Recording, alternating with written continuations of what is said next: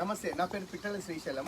మేము ఈ మనకు పంట కోసము మనం కంపోస్ట్ అవి వేసుకున్న తర్వాత మళ్ళీ రెగ్యులర్గా మళ్ళీ కంపోస్ట్ మనము బయోచార్ వేయలేం కాబట్టి మనం లిక్విడ్ ఫెర్టిలైజర్గా మనం తయారు చేసుకొని మనము ఈ వెంచూరియా ద్వారా వేస్తున్నాము.